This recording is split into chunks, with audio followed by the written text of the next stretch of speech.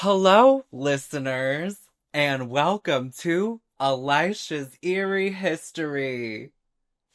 This is the tragic and untold murder of Miss Lillian Madison. Elisha's Eerie History.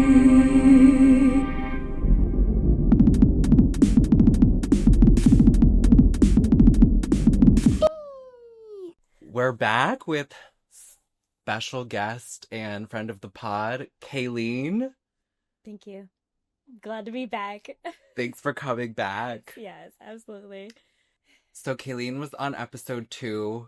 The one we went to on episode 2, that was scary. That was a spooky time. That was definitely giving me panic. Yeah, I guess we didn't, because I recorded episode 2 kind of reverse.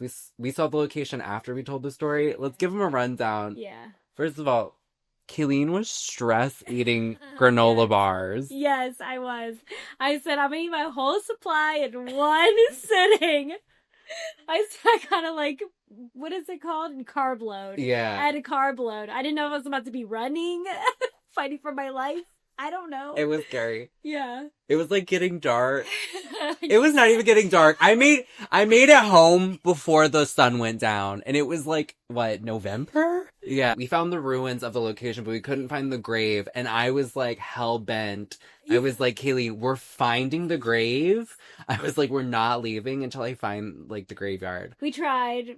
And I think we did. There were so many peculiar rocks near that church. I really think there was so much leaf coverage. I didn't know what to look for. Like, that's... Yeah. Do you have pictures? I have some pictures. I put it in the thing with us, and I'll put it here. So we never found the grave, but we kind of went the wrong direction because I was like, let's check over here. And then I was like, You said it. I am pretty sure it's in this direction. I said, I don't need a pretty sure. I need 100% accuracy. So I had a little trauma. Was in Lost in the Woods last year.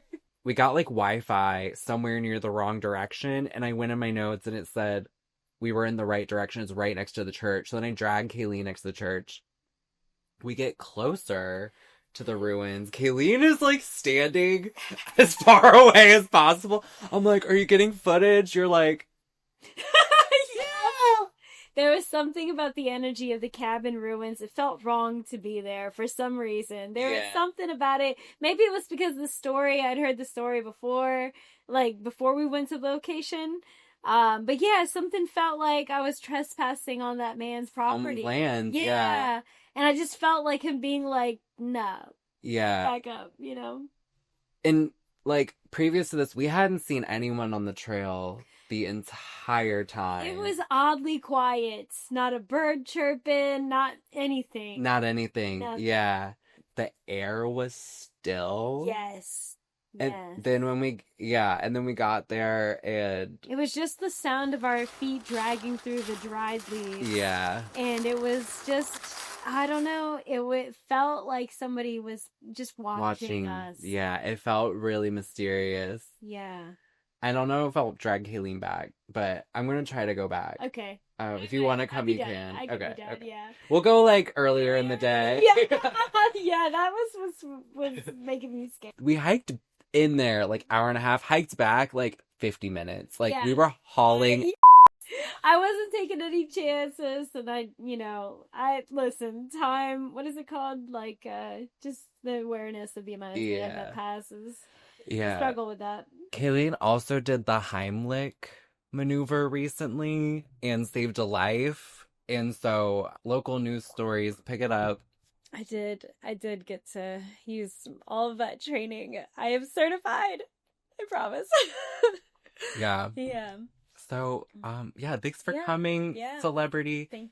Today, what we're talking about is the Byrd Park Pump House in Richmond, Virginia. Whoa. Yeah. So this location is considered one of the most haunted places in Richmond.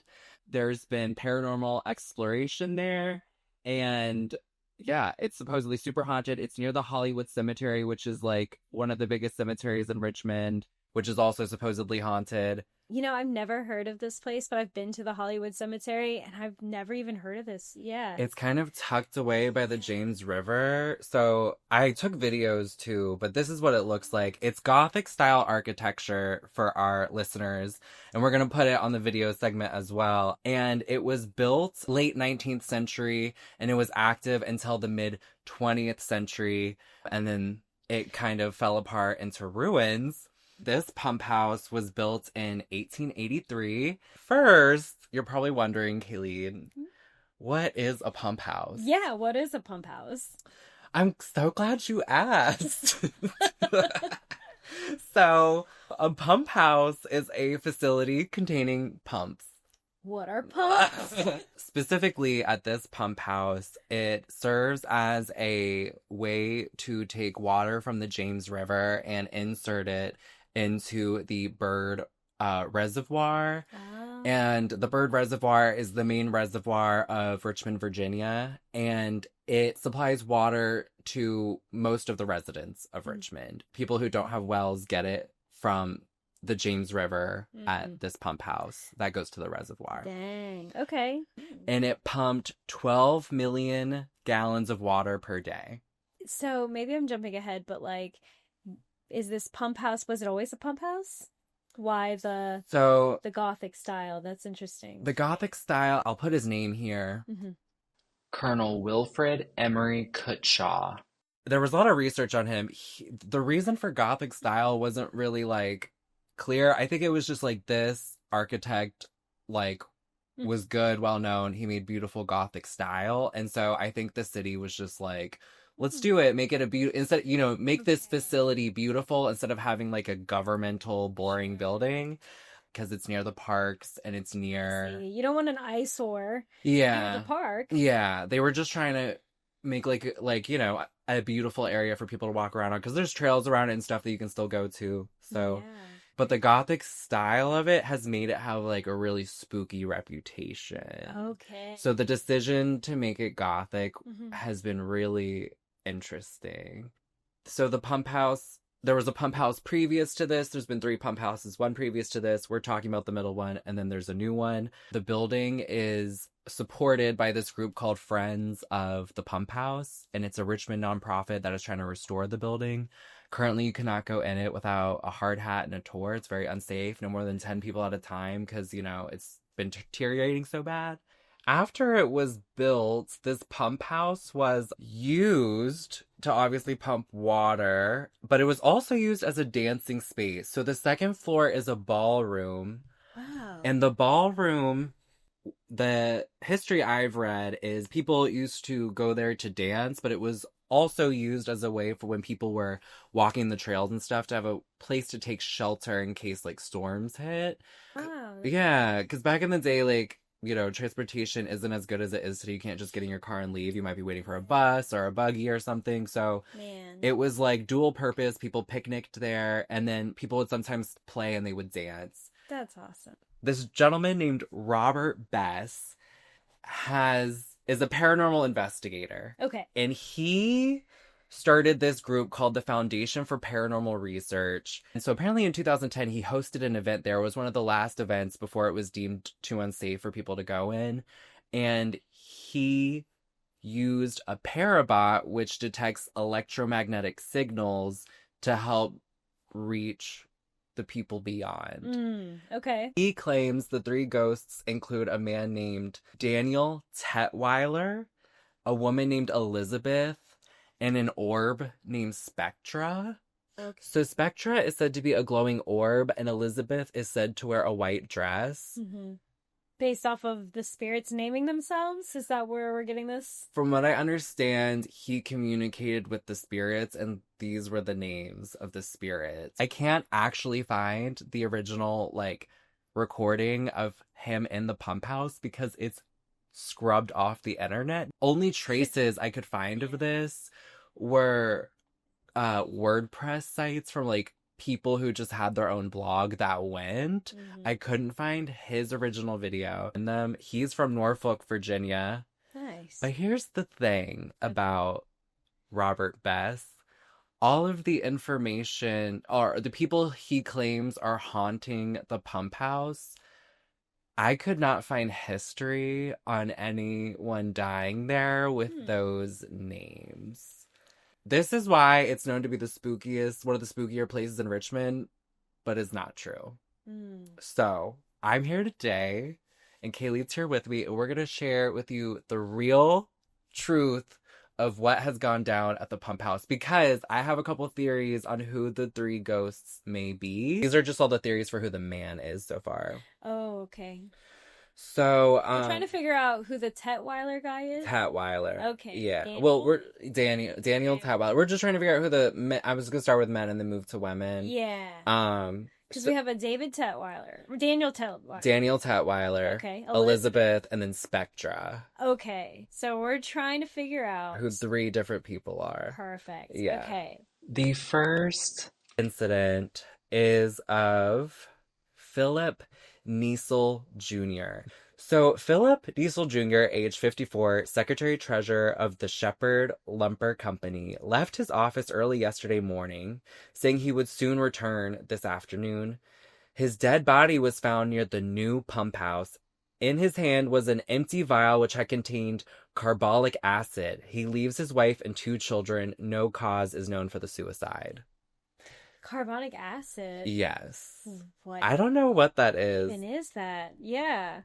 So he poisoned himself, essentially? Carbonic acid is corrosive and toxic. That's an interesting way to choose to go. Yeah, so he jumped from the bridge. So when you go there, there's 2 bridges. Okay. And the pump house is kind of centered in between the 2 bridges. And they don't know if he like took it, then jumped just to like make sure he died, or took it so he wouldn't feel him hitting, or yeah. So he's the first person I think might be haunting the pump house. And that happened on August 13th, 1912. So next I have a man who was found dead near the pump house. The articles happened between April and May in 1908. So this is really early in the pump house's life. So our 3 men were riding on the train headed in to Richmond, and the train goes through a tunnel when it reaches the other side of the bridge. The 3 men realized that since they were hanging on to the outside of the train, when they got to the tunnel, they were gonna like get squished. So, yeah. So 2 of the men jumped from the train and, like higher up, and they survived and were okay. A 3rd man did not let go of the train, and he smacked the other side entering the tunnel, and his body stumbled down into the James River, and then it washed upstream. The man's name is Omar Cram. Omar Cram. So that's how he died. He was from a very poor family. His family lives in Colombia. R.I.P., man. Yeah. The next theory is this man of J.W. Keller. So this man died of natural causes. He was cleaning the new pump house because they have beautiful stained glass windows. He was on a big ladder cleaning it. And this happened in May 2nd, 1910 was his funeral, so a couple days before this. And he was just cleaning stuff. He said his chest hurt. He sat down. He dropped dead. Wow. Yeah, and he's the only person recorded to have actually died in the premises of the new pump house. Okay. I think this man might be the origin. I think this is the origin of the Daniel Tetweiler story. I think there's lore that someone died in the pump house, and there is record of someone dying in the pump house, and they're just saying it's Daniel Tetweiler. Now we're gonna get to the ultimate story and the most gruesome murder that ever happened near the. Is this our first murder at the house? Or at the pump? Yeah, at the pump house? It's near the pump house. It's near the pump house. No one has ever been murdered in the pump house, but this is as close as you can get to it. And I believe this is the spirit of either Spectra or Elizabeth. I kind of think that they're the same. Yeah, okay. Different manifestations? Different manifestations of the same ghost. Same ghost, okay. Yes. Perfect. This is the tragic and untold murder of Miss Lillian Madison. So, on one particular day, they find the dress of a woman floating in the reservoir. Our reservoir keeper is like, what the fuck is this? They pull the dress out and then they uncover her remains. They pull the dress out and uncover her remains? Well, they pulled her dress out first and they were like, someone's dead. The dress was floating down the river? The dress and the shawl were floating, and they were not down the river, just in the reservoir, because that's calmer water. Gotcha. And they were like, what the hell? And then they found her body dead in a drainage ditch attached to the reservoir. Yeah. Oh. So you would assume that somebody had disrobed her. Throw the dress in the reservoir? So I don't know if there's any speculation of like sexual assault or anything. Yeah. If she's wearing a dress, I do think it could if she like fell in the water, it could have come up. Maybe. Ooh, or maybe she was trying to take the dress off to swim or something. Because they famously, women have drowned because the weight of their dresses. Yeah. And that's totally believable because this happened in 1911 is when the court stuff was happening, like 1911. Her body was identified incorrectly originally, and they thought it was this other woman. Mm-hmm. That woman was alive, and she came out and was like, I'm alive. I'm not even dead. Yeah. Oh, that's gotta be alarming, you know? Yeah. I think it was. I think probably a middle child. I'm not dead. I'm literally here. Someone identified the body to the coroner incorrectly. The coroner has to prove people died of foul play. Okay. So they find her dead body, they misidentify it, and then they ruled a suicide. She would visit Richmond pretty often. She has like friends there. Her family lives there, so she visits a lot. Okay. She had some drama with her parents, specifically her dad, and she was a teacher, so she became a governess to some women in Bath County, which is Southern Virginia. So she comes up from Bath County, she takes the train, gets into Richmond, and she checks in to a hotel. The hotel is, I believe, called the Virginian. The name of the hotel changed multiple times throughout history. This is when we start keeping track of the witnesses we experience. So the first witness we have is as identified as an old man. He never comes out and shares his identity, and he never in the court cases shares his identity. But when she got to Richmond, couldn't, I guess, find the hotel or lost her way, got confused, and asked the old man, hey, can you like take me to this hotel? So he takes her to the hotel, and the man working behind the desk identifies, like, there's an old man, there's a woman, and he knows this woman is named Lillian Madison. She was wearing a red shawl. Okay. And a black dress. Okay. Is what reports say. However, she checks into the hotel under the last name Merton. Merton? Yes. Miss Merton was how she checked in to the hotel. Because it was also, this is why they had a hard time identifying her, because they knew this woman went missing at the hotel, but this wasn't like her name. Mm-hmm. So when she went missing at the hotel... Oh, they couldn't properly, yeah. They were like, people were being like, is this girl named Lillian? And they were like, I don't know, we don't have anyone under Lillian on the book. So it was really hard for them to connect this missing woman at the hotel to this murder. Gotcha. She gets walked to the hotel by this old man. She doesn't know the old man. Mm-hmm. This was one of the last people who saw her alive. And the bellhop / concierge at the hotel, he checks him in, gets her to her room. The old man disappears. Old man has nothing to do with her. So she receives a letter from someone, I guess, and this was back when we were sending letters rapidly, like dated, like back and forth really quickly. Like people were employed to deliver your letter. They had pigeons and shit, all that. So she receives a letter, a very cryptic letter, and it's from a man. And it says, I'm still waiting on our plans tonight. Don't, like, wait for me. I'm running late. Like, okay. Don't leave our plans tonight. The letter is then ripped up immediately after her reading it. I'm just going to say something. I think she's having some sort of affair. Something's happening. She's under a different name. She's ripping up a letter of some man saying, wait up for me. I'm going to be late. I don't know. She said It like seems that way, right? Yeah. Okay. Okay. So cryptic message comes through, and then the bellhop knows it gets, or the concierge knows it gets like ripped up. So he's like, okay, whack. She does reply. They send the message. This was by pigeon or? It was by person, I believe. It doesn't specify a pigeon, but if you want to imagine a pigeon, you can. A man comes in to greet her. The man has a light mustache as one of the identifying characteristics. I'm just trying to figure out this man.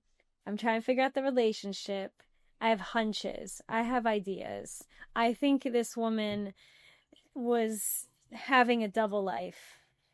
I think Merton versus whatever her other name was are separate women in her mind. I need a recap. I'm sorry. Okay. So yeah. So she's checked into the hotel. Her name is Merton. What's her real name again? Lillian Madison. Lillian Madison checks into a hotel under Lillian Merton. Her name is Fannie Mae Lillian Merton, so I think it's F.L. Merton. F.L. Merton. Okay. And so she receives this letter. She receives a letter, very cryptic. Yeah. Wait for me. Don't leave without me. Okay. A man walks in. Man walks in. Okay. Concierge sees them get together. Mm-hmm. She leaves with said man. Only identifying characteristic of man, mustache. Light mustache. Okay. So, last witness who sees them also identifies man with light mustache. Mm-hmm. I think there was also a driver who saw them together that got them to the reservoir area. I think in total there were 15 witnesses that saw her on that day. So yeah, you got it right so far. The woman goes off with this man, and then one of the final witnesses that sees them sees the woman and the man walking near the pump house, and the man is like, stops and asks the person, where's the reservoir? Where's the like really frantic? Where's the reservoir? Where's the reservoir? The man's like, oh my God, it's over there. The woman was wearing a red shawl, black dress. So we know it was Lillian. Okay. Lillian and the man walk towards the reservoir. That's the end of it. Never to be seen again, Lillian. Wait, sorry. Did I miss something? Where did this man show up? The man showed up at the hotel. Okay. The separately. concierge saw them leave the hotel. Okay, but he showed up alone? Showed up alone. How far from the hotel is it to the pump house and reservoir?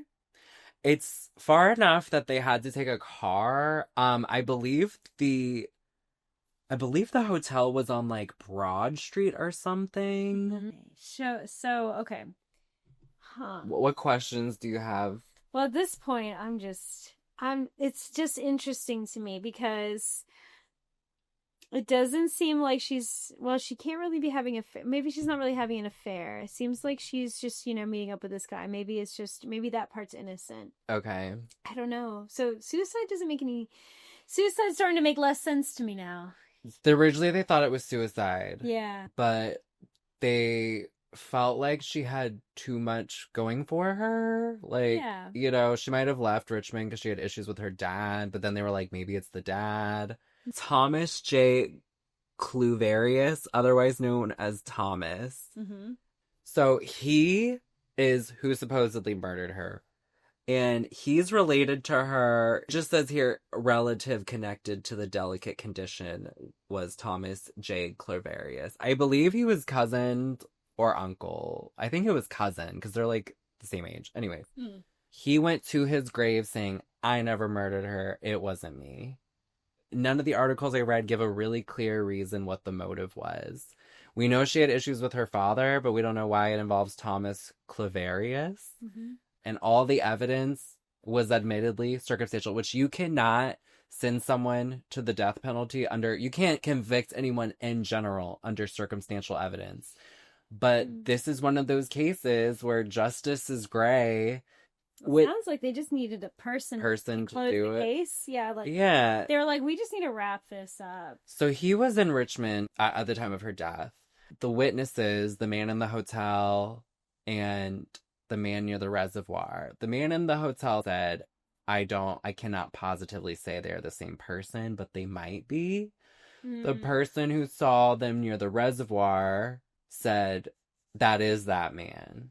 The circumstances with the man at the reservoir were a little bit different because remember he was being really like, I need to find the reservoir. Like, can you show me where the reservoir is? Really like, you know, more energy, really aggressive.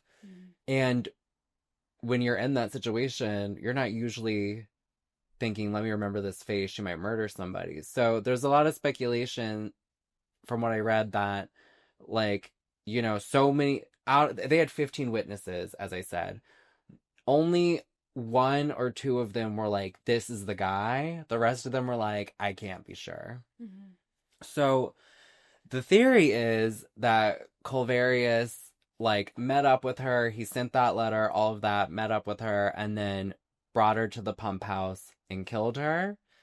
He has an alibi for every moment of that day except for the 2 hours where they believe she was murdered.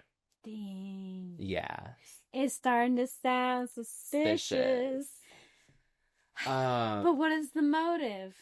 They don't really have a motive, but they did find a piece of incriminating evidence that could also be circumstantial. So when they're uncovering this murder and they investigate the area, they find a watch key.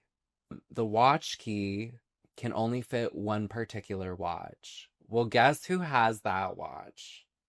Culverius? So, well, it's not looking good. Not looking good. So Culverius has the watch, and one of the witnesses is the watchmaker who made the watch key. And he's sitting there and he's like, yeah, there's no way anyone else owned that watch key other than him. Like, they were like, this watch key was made for his watch. Culverius claims he was in the area. I mean, I was around, but I wasn't. He claims that he was in the area and that it wasn't him. Okay, but how close in the area do you have to be for your watch key to turn up? Right. So they keep getting on his lack of alibi. Okay. They keep pressing it. Eventually he goes, okay, I was there. I watched her die, but I didn't do it. That's what he said. So then he said she committed suicide. Damn, and he just watched it happen, he didn't step in? He said he tried to stop her. That sounds like bullshit. Hence why he lost his key. He was like, girl, stop, no. And she just wanted, apparently, because he had like scratches or something on his arm. Okay. And he was like, I tried to pull her out, but she didn't want to be saved. But he, to his deathbed, like, it was like the day, so there was another article, like, interviewing him, like, last final goodbyes, and he's like, it wasn't me. I swear to God, it wasn't me. He sounds like a little She sounded like he was just trying to last minute be like, no. Another troll! Yeah, no, he can't. No. Okay, so why do we think Culverius said he's a relative? Maybe he had like the hots for her. Maybe something with, well, she had issues with her dad, so there was like familial issues in general. Yeah. They think like there was just family issues and some stuff underlying we don't necessarily know about. Because like who else? They couldn't really identify who else would have done it. And he fit the description of like a white man. The only thing is he doesn't wear a mustache. But they said the person who did it had a light mustache, aka they grew a mustache really quick to look like someone else. Very true. But the thing is that the mustache thing is circumstantial. Yeah. You can always shave it and grow it. Yeah, like they can't. That's the whole thing about this case. Other than the key. So why is her dress gone? Did he take it off? Did she take it off? I mean, if she killed herself, she could have taken it off. But it wouldn't make any sense. Why worry about your own safety by taking the dress off? You might as well just wear a weight. You might as well. That'll help you down. True. I'm just saying. Sorry, I'm not trying to give any ideas out there. Yeah, well, that was the thing. She died of drowning, so it's hard to tell if it's suicide or not with drowning. But they think there was a struggle. Anyways, so... Sounds like it. So this is Elizabeth or Spectra.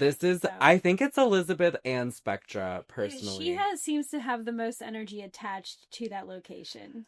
Yeah, because of all the other people that died... hers was like a pretty big news story. Like, we just went over like 6 people that died in the area, and none of it was as convoluted and gray. That's the real history of who died near the pump house. Yeah. You think it's haunted, right? Totally. Possibly. I'd like to. Did you feel anything when you were there? Okay. Obviously, I like to believe in this shit. I'm making a spooky podcast, but I did have a moment, and there's a lot of B-roll going on, where first of all, I was filming on this little ledge next to the pump house. It was just this like strip of concrete and then like a huge hill. And I'm standing there with the tripod trying to get like this angle. I'm afraid I'm going to fall in because it's like so ledgy. And I like feel a huge gust of wind and I'm like catching myself, and I look over into the window and I definitely saw movement in the window. However, there's water. It's literally sitting in the middle of the river, so there's water running on around it. So there's movement happening light-wise all the time in the building. Okay. Wow, interesting. So this could be the guy. So I just want to know how this guy even came up with all these names. Daniel Tettenweiler, Elizabeth, and Spectra. Yes. So I believe, I can't find the original videos. I said it's scrubbed from the internet because this guy is basically a huge fraud. Lillian could be Elizabeth because she's been changing her name anyways. Right. Well, that's what I was saying. She's still lying in the afterlife, just being like, I'm Elizabeth now. Right. That's what I'm saying. Like, if he used one of those paranormal like thing that's like, yeah, the white noise machine. Yeah, like I feel like he could have falsely identified the name Elizabeth for Lillian. True. They're close enough. True. In my opinion, they're pretty close names. And so yeah, that's who I think is haunting the new pump house. For the idea of the male one, I don't know who it could, I think it might be the man who died in there, but he doesn't seem to have a bad history. Maybe the man that killed himself. I don't know. What do you think? The two that's like really stick out to me the most is Lillian's story, obviously, right, and then the one who died, who committed suicide, but with the carbonic acid, Mr. Philip Niesel. Right. A lot of trouble with the names, but we know everything about Omar. I'm still stuck on that. They said no, Omar will have a legacy. But you know what though, like, all due respect, I just think that those two stories definitely stick out the most to me. The Niesel man, having that vial in his hand is very interesting because, for one, if he didn't drink it, why was he just holding on to it? Secondly, if he did drink it, why was he still holding on to it? Interesting. Yeah. You know, unless it was floating in the river or the reservoir. You said it was in the reservoir that he died? He jumped from the bridge into the river and his body was found washed up next to the pump house. Like, it went down river and was near the pump house. Okay. Yeah. Yeah. Yeah. I feel like it might be him too. I don't think it's the man who died of natural causes. Right. And I don't think it's Omar. Omar seems at peace. He seems to be at rest. Because that's normally the case. It's like when there's a mystery surrounding someone who has passed, that's when I think that spirit manifests itself in rest. Omar seems to be like, no, we got him covered. Yeah. You know? His two buddies, like, survived or whatever. Or, like, I don't know the situation. But, you know, he was clearly on the run from... I mean, that's the thing, though. Lillian's murder is particularly... interesting. Difficult, yeah. Because she was a young woman who didn't seem to have a lot going against her, except for, like, some family drama that apparently was pretty serious. Yeah. So, 1 to 10 E's. How many E's? How many E's? I'm gonna say 6.5 E's. 6.5 E's? Yeah. I'm gonna say... yeah, I'm with you, like a 5. Yeah. But yeah, this location, the water running over it, electromagnetic stuff definitely was creepy, but a lot of the history I've been researching was like, it was a place people came and danced and had fun. So I'm like, I wouldn't, and none of the people who, you know, when this was a ballroom dance said they like saw ghosts. Oh, okay. Maybe we'll drop it down to a 6. I'm gonna drop the 4. Yeah, so Yeah. so yeah. Follow Friends of the Pump House. Yeah. Well, thank you for joining us, and tune in next time for... Ew!